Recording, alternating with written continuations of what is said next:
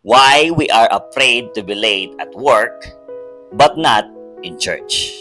Real talk lang ta karon. Nganong daghan kaayo Christian nga hadlok nga ma-late or ma-absent sa school o sa work. Pero kung sa church na gani, okay ra ma-late, okay ra ma-absent, okay ra dili mo attend. Kung sa trabaho, 1 minute late, kulba na. Sa school, absent ka, mabalaka ka sa grades. Pero kung sa simbahan, pag-worship, pag-serve sa Ginoo, murag, optional ra. Let's talk about this honestly. Nganong ingon ani? Una, fear of consequences.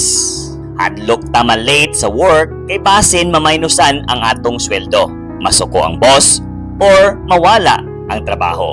Hadlok ta sa school, basin mabagsak or ma-disappoint ang ato ang parents.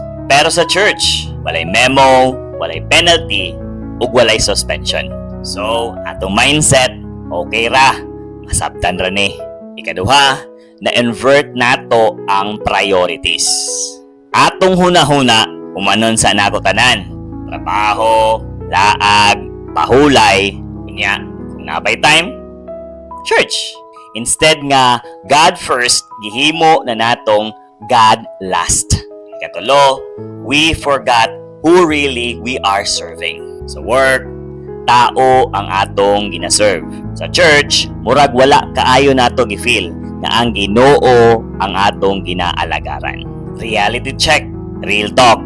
Kung faithful ka sa work pero inconsistent ka sa church, dili na issue sa time.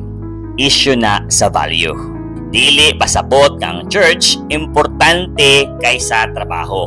Pero ang Ginoo ang source sa tanan. Sa imong kusog, wisdom ug blessings. Kung naa kay disiplina sa boss, unsa kaha kadako ang respeto nga angay natong ihatag sa atong Ginoo. Unsay dapat buhaton? Here's the advice. Practical kayo.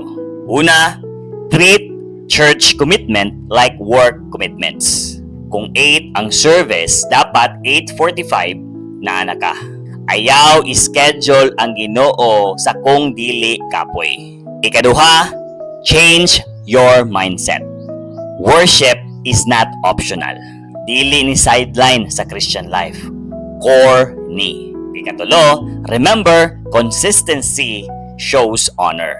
Dili perfection ang gipangita sa Ginoo, kundili faithfulness. Ikaapat, ask yourself weekly, if God is really my priority, makita ba sa akong schedule?